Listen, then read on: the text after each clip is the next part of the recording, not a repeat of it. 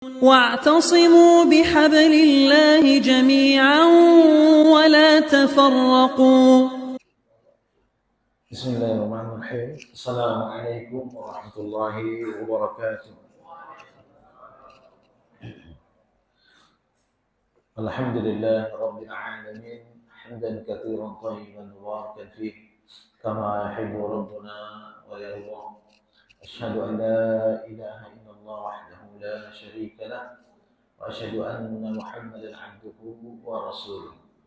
اللهم صل وسلم وبارك على نبينا محمد وعلى آله وأصحابه ومن تبعهم بإحسان إلى يوم الدين.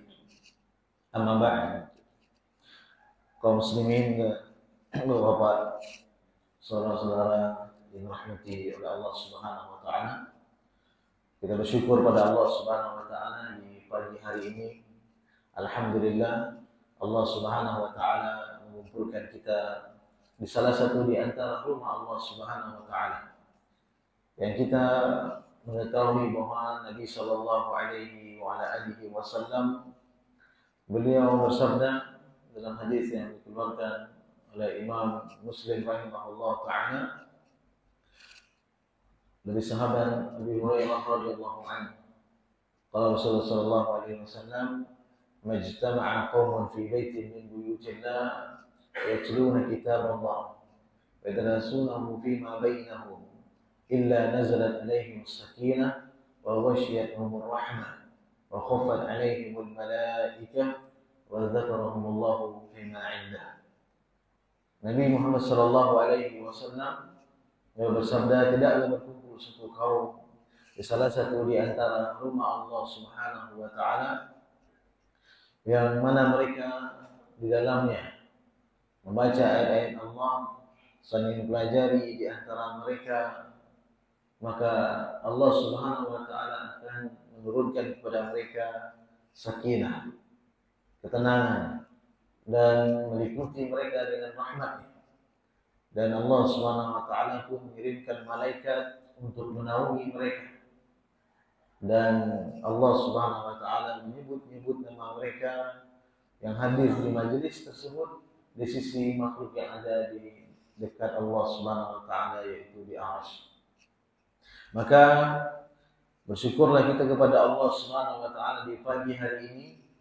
Kita mengawali hari kita dengan ibadah kepada Allah Subhanahu wa taala. Di samping melaksanakan ibadah wajib kita, yaitu salat subuh berjamaah, dan kita melanjutkannya dengan sesuatu hal yang bermanfaat yang merupakan amal saleh, yaitu menuntut ilmu, belajar. Dan ini merupakan suatu kemuliaan bagi orang-orang yang Allah Subhanahu wa taala pilih untuk datang di majelis ilmu ataupun mendengarkan ilmu. Karena Rasulullah sallallahu alaihi wasallam beliau bersabda dalam hadis yang diriwayatkan Imam Bukhari dan Muslim, "May yuridillahu bi khairan yufaqihu fid din." Barang siapa yang Allah Subhanahu wa taala kehendaki baginya kebaikan, maka Allah Subhanahu wa taala akan jadikan dia orang yang faqih, orang yang bisa memahami, mengamalkan, yaitu agama Allah Subhanahu wa taala.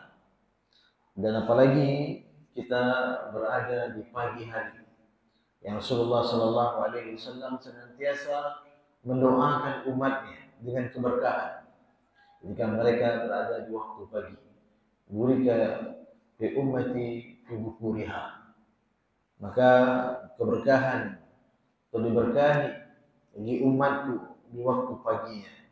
Maka oleh sebab itu jemaah dimuliakan Allah Subhanahu wa taala, ini merupakan banyak nikmat Allah Subhanahu wa taala yang datang kepada kita, yang wajib untuk kita syukuri. Karena nikmat Allah Subhanahu wa taala begitu banyak. Sampai-sampai Allah Subhanahu wa taala berfirman di dalam Al-Qur'an, "Wa in ta'uddu ni'matallahi la tuhsuha wa innal insana ladzalumun kafar." Apabila kalian mencoba untuk menghitung nikmat Allah, kalian tidak akan bisa untuk menghitungnya. Akan tapi manusia itu sangat zalim terhadap diri. dan lebih suka mengingkari nikmat Allah Subhanahu wa taala. Di antara nikmat Allah Subhanahu wa taala yang Allah berikan kepada kita, selain kita diberikan keimanan Islam, diberikan berada di atas sunnah Nabi Sallallahu Alaihi Wasallam, kemudian dikokohkan di atas manhaj ahli sunnah wal jamaah, maka nikmat Allah Subhanahu wa taala yang tidak boleh kita lupakan adalah persatuan, al-ijtima' al-kitab wa sunnah, yaitu kita bersatu di atas Al-Quran dan sunnah Nabi Sallallahu Alaihi Wasallam. Maka jamaah yang dimuliakan Allah Subhanahu Wa Taala, manhaj ahli sunnah wal jamaah sangat menganjurkan, memotivasi kita untuk senantiasa bersatu di atas agama Allah Subhanahu wa taala. Banyak dalil-dalil di dalam Al-Qur'an Al-Karim yang menganjurkan kita, bahkan mewajibkan kita untuk bersatu di atas Al-Qur'an, di atas sunnah Nabi SAW, tidak saling berselisih dan tidak pula saling berpecah belah. Di antaranya firman Allah Subhanahu wa taala dalam surah Ali Imran ayat 103. Yang Allah Subhanahu wa taala berfirman, "Wa'tasimu bihablillahi jami'an wa la tafarraqu." Dan berpegang teguhlah kalian dengan tali Allah Subhanahu wa taala dan janganlah kalian berpecah belah. Berpegang teguh bihablillah, yaitu dengan tali Allah Subhanahu wa taala. Para ulama menjelaskan tentang tafsirnya. Ada yang mengatakan dia adalah al-Islam, ada yang mengatakan dia adalah Al-Quran wa sunnah Nabi Sallallahu Alaihi Wasallam. Maka semua maknanya hampir menuju kepada satu tujuan yang tidak berbeda, bahwa menganjurkan kita untuk berpegang kepada Al-Quran dan sunnah Nabi Sallallahu Alaihi Wasallam di atas petunjuk Rasulullah Sallallahu Alaihi Wasallam yang telah diamalkan oleh para sahabat radhiyallahu anhum ajma'in. Dan ini wajib karena Allah Subhanahu wa taala memerintahkan. Wa'tasimu, ini ada fi'il amr yaqtadil wujub, yaitu kata perintah yang mengandung makna kewajiban. Maka kewajiban bersatu di atas manhaj yang hak, bersatu di atas al-Islam, bersatu di atas Al-Quran dan Sunnah, dia adalah kewajiban. Sedangkan perpecahan merupakan larangan. Wala tafarraqu, jangan kalian berpecah belah. Maka wajib bagi setiap kita ahlu sunnah wal jamaah, kaum muslimin, untuk tidak saling berpecah belah, untuk mereka bersatu di atas Al-Quran dan Sunnah yang hak. Maka oleh sebab itu jamaah dimuliakan Allah Subhanahu wa taala, ketika Allah Subhanahu wa taala mewajibkan bagi kita persatuan, kemudian melarang dari perpecahan, maka ini adalah salah satu di antara fondasi dari fondasi-fondasi akidah ahlu sunnah wal jamaah. Dia adalah usul, itu adalah perkara pokok dari pokok-pokok akidah ahlu sunnah wal jamaah, yaitu bersatu, tidak ada perpecahan sama sekali. Maka oleh sebab itu di antara dalil yang lain yang menyebutkan kewajiban bagi kita untuk bersatu di atas Al-Quran dan Sunnah tersebut adalah firman Allah Subhanahu wa taala dalam surah Al-Anfal. Allah Subhanahu wa taala berfirman, "Fattaqullaha wa aslihu dzata bainakum." Allah Subhanahu wa taala berfirman, bertakwalah kalian kepada Allah Subhanahu wa taala. Wa aslihu dzata bainakum. Dan perbaikilah apa-apa yang terjadi di antara kalian. Di sini Allah Subhanahu wa taala memberitakan kita, fattaqullah, bertakwa kepada Allah Subhanahu wa taala. Bertakwa kepada Allah Subhanahu wa taala telah dijelaskan maknanya. Di antaranya sebagaimana disebutkan oleh seorang tabi'in, Talaq bin Habayb. Beliau menyebutkan di antara makna takwa tersebut, an taquma bi ta'atillah 'ala nurin min Allah. Tarju thawab Allah wa an tatruk maksiyat Allah 'ala nurin min Allah takhafu 'iqab Allah. Bahwa engkau mendirikan ketaatan di atas cahaya dari Allah Subhanahu wa taala, di atas ilmu, dengan mengharapkan surga Allah Subhanahu wa taala. Dan engkau tinggalkan maksiat kepada Allah Subhanahu wa taala di atas ilmu, takut akan azab Allah Subhanahu wa taala. Dan ini merupakan makna dari takwa tersebut. Maka kaum muslimin Ahlus Sunnah wal Jamaah, mereka wajib untuk mengamalkan ayat ini yang memerintahkan kita kepada ketakwaan. Berapa banyak Allah Subhanahu wa taala memerintahkan untuk bertakwa dalam Al-Qur'an Al-Karim. Fattaqullah, bertakwalah kalian kepada Allah Subhanahu wa taala.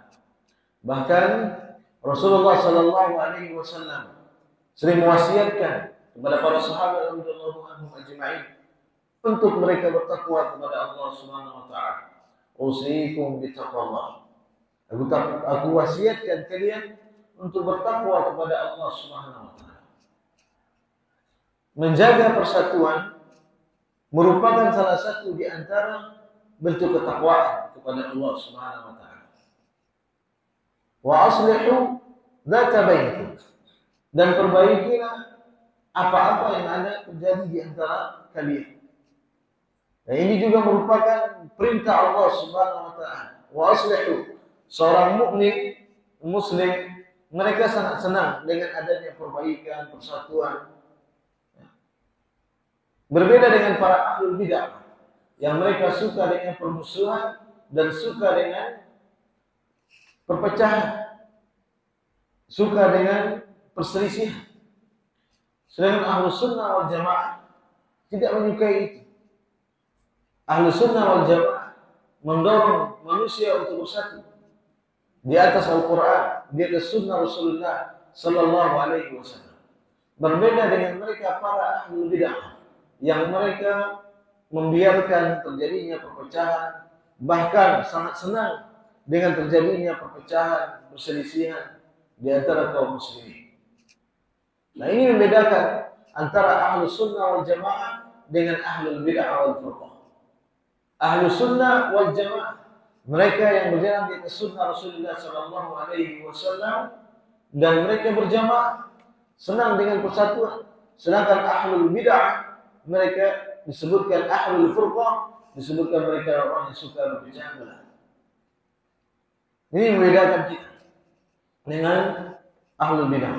Maka kita ketika terjadi perselisihan, maka sangat senang sekali kalau adanya perbaikan. Dan ini merupakan perintah dari Allah Subhanahu wa taala. Kemudian dalil yang lain yang menjelaskan wajibnya kita untuk bersatu di atas Al-Qur'an, sunnah Rasulullah sallallahu alaihi wasallam. Sebagaimana Allah Subhanahu wa taala menyebutkan, innamal mu'minuna ikhwah fa aslihu baina akhawaykum. Allah Subhanahu wa taala menyebutkan bahwa kalian adalah bersaudara, orang-orang mukmin, orang-orang yang beriman. Maka perbaikilah apa-apa yang terjadi perselisihan di antara saudara kalian. Ini perintah Allah Subhanahu wa taala sekaligus pengkhabaran dari Allah Subhanahu wa taala bahwa orang-orang yang beriman dia adalah orang-orang yang bersaudara. Orang-orang yang suka dengan persaudaraan, bukan suka dengan pertikaian. Dan inilah yang diwasiatkan oleh Allah Subhanahu wa taala. Bahkan Allah Subhanahu wa taala, innamal mu'minun, hanya saja orang-orang mukmin tersebut al-ikhwah, yaitu bersaudara, melebihi dari pertemanan, melebihi dari hanya sekedar persahabatan. Tapi ikhwah, dia adalah persaudaraan. Dan inilah kaum muslimin. Ahlus sunnah wal jamaah sangat senang dengan persaudaraan tersebut. Maka jamaah dimuliakan Allah Subhanahu wa taala, sering kita mendengar bahwa para dai menyampaikan bahwa kita kaum muslimin ini bagaikan satu bangunan. Sebagaimana hadis Nabi sallallahu alaihi wasallam, al-mu'minuna kal bunyan yashuddu ba'dhum ba'dha.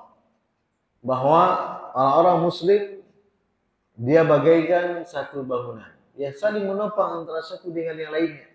Saling menopang antara satu dengan yang lainnya. Bukan saling menjatuhkan antara satu dengan yang lainnya. Bukan saling meruntuhkan antara satu dengan yang lainnya, tapi saling menguatkan antara satu dengan yang lainnya. Seperti itu harusnya seorang muslim. Jamaah dimuliakan Allah Subhanahu wa taala. Hanya saja kadang-kadang persatuan di atas manhaj yang hak, di atas Al-Quran dan Sunnah.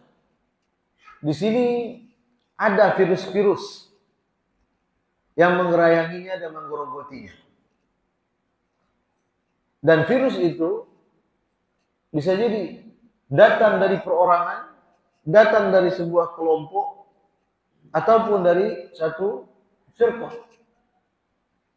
Maka virus itu yang kita sebut dengan virus hizbiyah. Virus hizbiyah.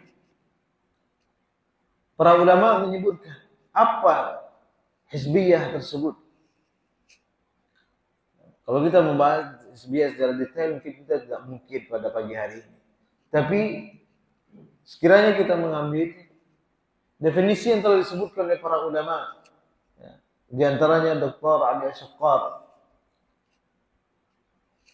Hafizahullah Ta'ala, beliau menyebutkan di antara makna dari hizbiyah tersebut, dia adalah kullu ra'sin, setiap orang, ataupun firqah, setiap kelompok yang dia meletakkan al-wala wal bara, meletakkan loyalitas dan bencinya berdasarkan seorang tokoh ataupun individu yang diagungkannya, atau suatu peraturan-peraturan yang sudah dia sepakati, maka dia letakkan wala dan baroknya berdasarkan individu tertentu ataupun peraturan-peraturan hizbiyahnya atau kelompoknya yang sudah dia tetapkan. Tidak meletakkan al-wala dan bara di atas Al-Quran dan Sunnah Rasulullah Sallallahu Alaihi Wasallam. Itu hizbiyah. Jadi setiap orang memiliki potensi untuk kena virus hizbiyah ini. Bukan hanya kelompok. Kalau kita melihat kelompok-kelompok dan firqah-firqah sesat, kelompok-kelompok yang menyimpang dari Islam, seperti orang-orang Khawarij, orang Mu'tazilah, orang Qadariyah, orang Asy'ariyah, kemudian lainnya. Maka kita lihat banyak kelompok-kelompok yang mereka menyimpang dari Al-Quran dan Sunnah, maka disebut dia adalah satu firqah. Akan tapi virus hizbiyah itu tidak hanya datang kepada sebuah kelompok, tapi juga kepada individu, perorangan. Apabila perorangan atau suatu individu, seseorang, dia terkena virus hizbiyah ini, maka itu akan membahayakan manhajnya dan akan membahayakan agamanya. Karena dia meletakkan cinta dan bencinya bukan karena Allah Subhanahu wa taala, tapi dia meletakkan cinta dan bencinya, loyalitas dan berlepas dirinya, yaitu berdasarkan seorang tokoh ataupun kelompok yang telah membuat peraturan-peraturan yang mereka sepakati bersama. Maka oleh sebab itu Allah Subhanahu wa taala mencela hal seperti ini. Kenapa? Karena apabila loyalitas kita, kebencian kita itu bukan karena Allah Subhanahu wa taala, itu karena seseorang, karena suatu kelompok, maka yang akan terjadi banyak perselisihan. Bukankah Rasulullah sallallahu alaihi wasallam menyebutkan authaqa ural iman, authaqa ural Islam, bahwa sebaik-baik, sekuat-kuat tali Islam tersebut adalah hubbu fillah wa bughdhu fillah. Cinta kepada Allah dan benci, cinta karena Allah dan benci karena Allah. Cinta karena Allah dan benci karena Allah. Di situ sebenarnya loyalitas dan berlepas dirinya kita. Karena itu adalah tali iman yang kuat. Awthaqu ural iman hubbu fillah wa bughdhu fillah. Cinta karena Allah, benci karena Allah. Hanya saja sebagian orang tidak meletakkan wala dan baraknya, cinta dan bencinya bukan karena Allah Subhanahu wa taala, tapi karena sosok individu yang diagungkannya atau satu kelompok yang dibelanya. Nah, inilah yang merusak persatuan di dalam manhaj Ahlussunnah wal Jamaah. Dan ini merupakan virus yang harus dia hilangkan. Sedangkan Allah Subhanahu wa taala berfirman di dalam Al-Qur'an Al-Karim, "Wa la tanaza'u fatafshalu wa tadhhaba rihakum." Allah Subhanahu wa taala menyebutkan di dalam Al-Qur'an Al-Karim, janganlah kalian saling berselisih, saling berbantah-bantahan. Kenapa? Karena akan menyebabkan kelemahan kalian dan tadhhaba rihakum, maksudnya di situ adalah hilang kekuatan kalian. Maka hizbiyah itu adalah satu penyakit di dalam manhaj Ahlussunnah wal Jamaah yang bisa melemahkan manhaj Ahlussunnah wal Jamaah tersebut, yang akan bisa merusak persatuan Ahlussunnah wal Jamaah, yang akan bisa menjadikan seorang berselisih, berpecah belah, berkelompok-kelompok, diawali karena adanya sikap dan virus hizbiyah itu di dalam diri mereka. Maka apabila kita ingin meletakkan cinta kita, kita letakkan cinta kita karena Allah SWT. Apabila kita ingin meletakkan benci kita, kita benci karena Allah Subhanahu wa taala. Dan Allah Subhanahu wa taala melarang terjadinya perselisihan, perpecahan. Karena ini merupakan salah satu di antara bentuk sifatnya orang-orang jahiliyah, kaum musyrikin. Allah Subhanahu wa taala berfirman, "Wa la takunu minal musyrikin." Janganlah kalian sama dan menjadi seperti orang-orang musyrik. Menjadi orang-orang musyrik. Jadi ini merupakan, kalau disebutkan jangan kalian menjadi orang musyrik, berarti yang akan disebutkan adalah sifatnya orang-orang musyrik tersebut. Apa sifat mereka? Minal ladzina farraqu dinahum wa kanu syi'a. Kullu hizbin bima ladaihim farihun.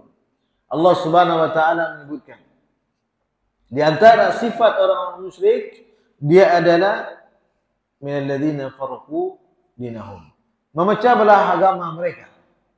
Ini sifat-sifatnya orang-orang jahiliyah, saling berpecah belah di dalam agama mereka. Kemudian yang kedua adalah wakanu syi'a, mereka menjadi bergolong-golongan, berkelompok-kelompok di dalam agama mereka.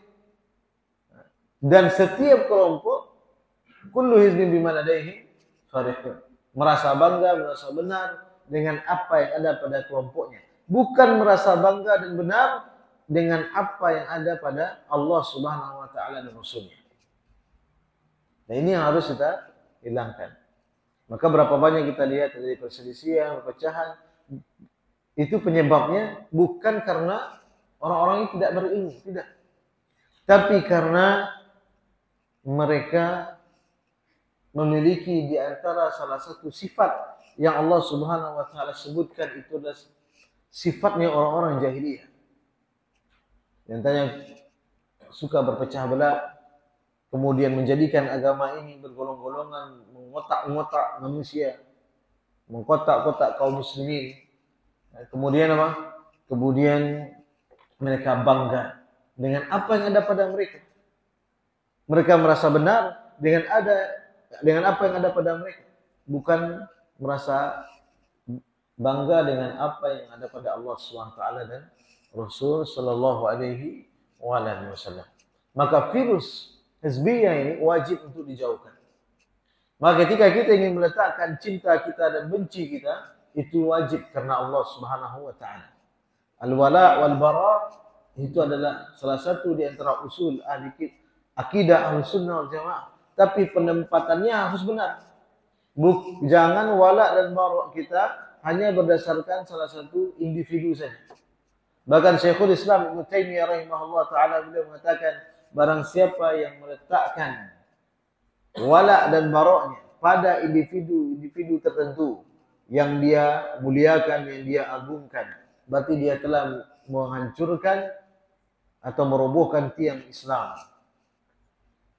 Kenapa? Karena Islam, kebenaran, tidak dikenal dengan yaitu orang-orang yang dia membawanya. Maksudnya apa? Maksudnya tidaklah dinilai sebuah kebenaran itu hanya karena orangnya saja. Tapi kita mengenal orangnya, mengikuti orangnya karena kebenaran yang dibawanya. Siapapun dia, kalau dia membawa kebenaran dan dia adalah orang yang pantas untuk bicara tentang kebenaran, maka kebenaran yang ada padanya harus diterima. Bukan karena kita melihat dia dari yayasan fulan, dari organisasi fulan, dari kelompok fulan, tidak. Akan tetapi kita melihat kebenaran-kebenaran yang dibawanya, apalagi dia adalah seorang Ahlus Sunnah wal Jamaah, maka wajib bagi kita untuk mendengarkan kebenarannya dan mengikutinya. Kenapa? Karena al-haqqu ahaqqu ayyuttaba. Sesungguhnya kebenaran tersebut lebih pantas untuk diikuti. Mungkin seorang meletakkan walaknya dan baroknya, cinta dan bencinya kepada gurunya misalnya. Salah seorang ustadznya, yang dia membela ustadznya mati-matian. Benar, salah, ustadznya tetap benar. Atau kelompoknya, benar kelompoknya, salah tetap benar bagi dia. Dan itu tidak diperbolehkan di dalam Islam. Kenapa? Karena hulunya kita kepada seorang orang saleh itu merupakan sesuatu yang dilarang. Sehingga kita membenarkan setiap apa yang dikatakannya. Kita membenarkan apa yang dia sampaikan. Padahal sudah jelas-jelas itu adalah sebuah kesalahan. Tidak boleh kita mengikutinya. Demikian juga sebuah kelompok atau sebuah organisasi, apabila mereka berada di atas kebatilan, maka kebatilan mereka tidak boleh kita ikuti. Walaupun orang mengatakan dia adalah kelompok yang benar. Tapi apabila ada kebatilan dari sisi mereka, kebatilan yang tidak boleh kita ikuti. Mau siapapun, mau dia ulama, mau dia seorang ustadz, mau dia seorang dai, mau kelompok A, kelompok B, dan yang lainnya. Maka tidak boleh kita meletakkan cinta dan benci kita hanya berdasarkan individu yang diagungkan ataupun kelompok yang telah kita berkecimpung di dalamnya. Tidak boleh. Kebenaran dan loyalitas serta berlepas dirinya kita itu dilihat dari apa yang di bawahnya. Apabila dia bersesuaian dengan Al-Quran dan Sunnah Nabi Sallallahu Alaihi Wasallam, kita ikuti. Apabila dia berada di atas jalan salaful ummah, di atas jalannya para sahabat radhiyallahu anhu, mengambil pemahaman dari pemahaman salafus salih, maka kita mengambil apa yang mereka berikan tersebut atau apa yang mereka sampaikan. Maka oleh sebab itu jemaah dimuliakan Allah Subhanahu wa taala, Allah Subhanahu wa taala juga berfirman, wala takunu kalladzina tafarraqu wa ikhtalafu min ba'di ma ja'ahumul bayyinat. Dan janganlah kalian menjadi orang-orang yang seperti orang-orang yang berpecah belah. Dan demikian pula saling berselisih setelah datang kepada kalian kebenaran. Maksudnya apa? Maksudnya Allah Subhanahu wa taala melarang kita dari menyerupai sifat-sifatnya orang-orang kafir, orang-orang musyrik yang suka berselisih dan suka berpecah belah. Karena itu sikap mereka. Maka kita ahlu sunnah wal jamaah harus cinta kepada persatuan. Dan letakkan wala kita dan benci kita itu karena Allah Subhanahu wa taala, bukan karena si fulan, bukan karena organisasi atau kelompok ini, tidak. Tapi letakkan itu karena Allah Subhanahu wa taala. Kenapa? Karena virus-virus hizbiyah ini yang akan menghancurkan. Pernah Rasulullah sallallahu alaihi wasallam, yaitu diceritakan dari Jabir bin Abdullah radhiyallahu anhu. Beliau berkata, "Kunna ma'an Nabi sallallahu alaihi wasallam fi Ghazah. Fakasa'a rajulan minal muhajirin wa rajulan minal ansar. فقال الأنصاري يا للأنصار وقال المهاجرين يا للمهاجرين فقال رسول الله صلى الله عليه وسلم ما بال دعو الجاهلية ما بال دعو الجاهلية قالوا يا رسول الله كسأ رجل من المهاجرين ورجلا من الأنصار فقال da'uha fa innaha muntinah." Nabi SAW sebutkan ketika salah satu di peperangan ikuti Nabi SAW, maka berdirilah orang-orang Ansar dan berkata dia kepada orang-orang Muhajirin dan orang-orang Ansar. Terjadi perselisihan di antara mereka. Kemudian orang-orang Ansar mengatakan, ya Ansar, dia panggil kabilahnya. Wahai Ansar, ini kelompok Ansar. Dan orang Muhajirin pun demikian, ya Muhajirin. Dipanggil juga, ini kelompok Muhajirin. Dan itu terdengar oleh Nabi sallallahu alaihi wasallam.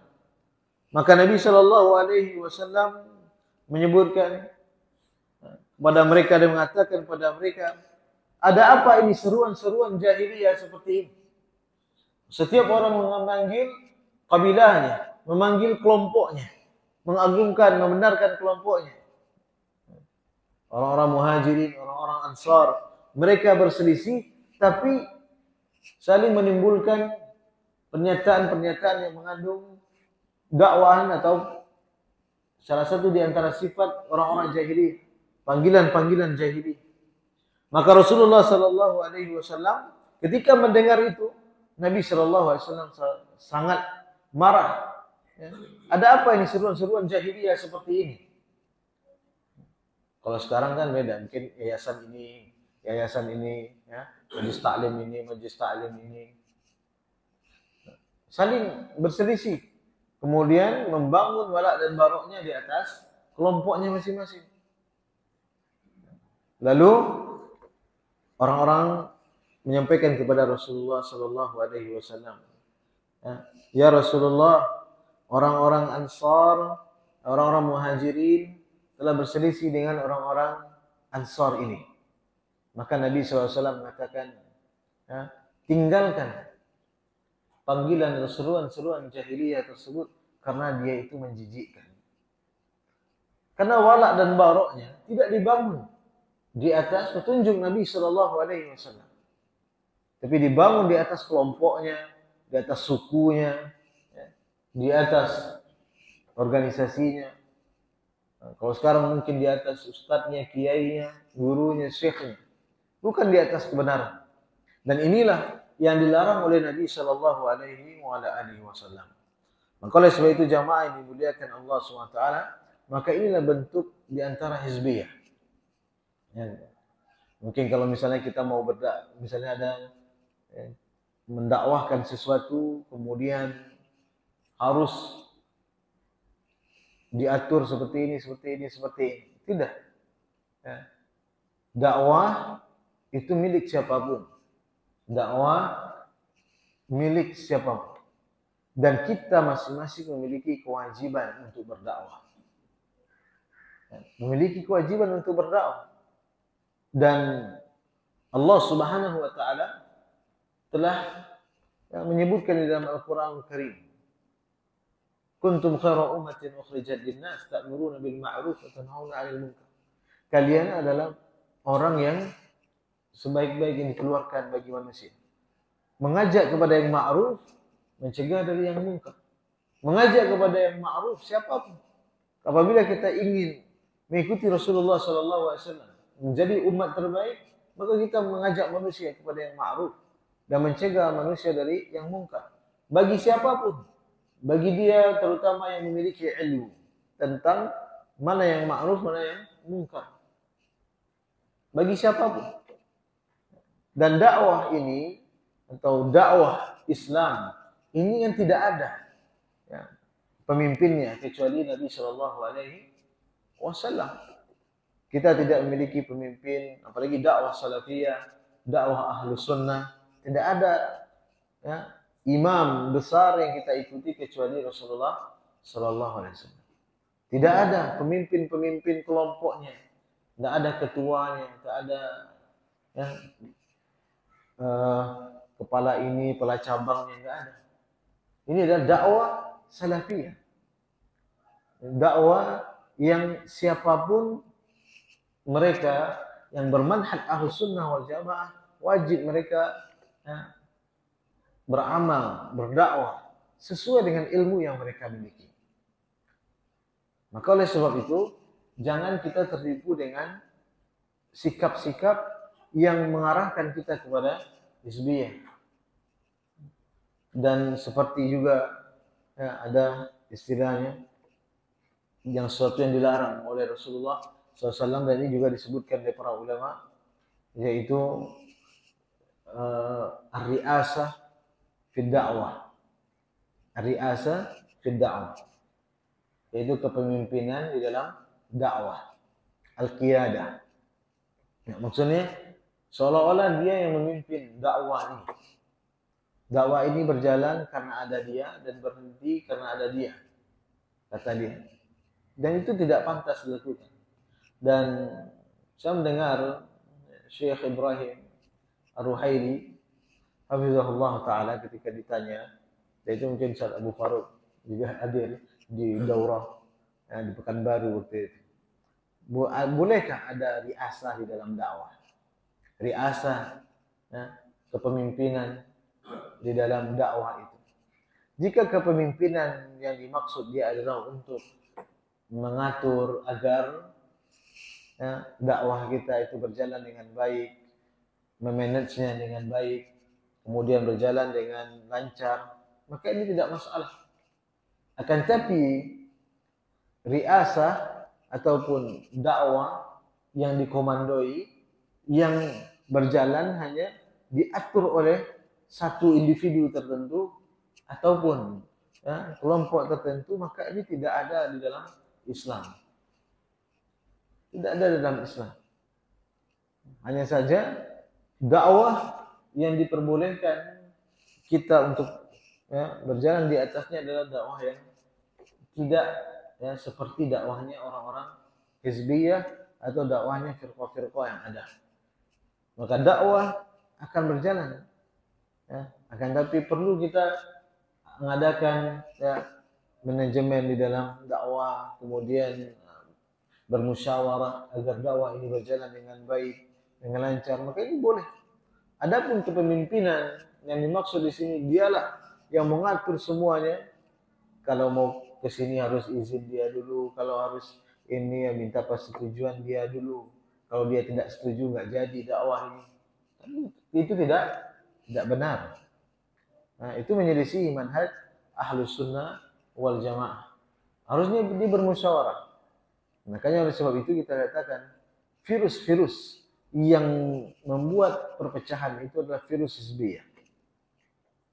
Yaitu yang dia merasa kebenaran itu hanya di satu pihak saja. Makanya dakwah, istilahnya dakwah komando. Ya, dakwah komando hanya dakwah yang terorganisir dan itu hanya mendengarkan perintah dari satu atau dua orang saja. Maka ini adalah dakwah yang tidak pernah dicontohkan dalam sejarah Islam oleh para sahabat radhiyallahu anhu. Kalau dulu ada Rasulullah sallallahu alaihi wasallam, Nabi SAW yang memberikan perintahnya. Jelas.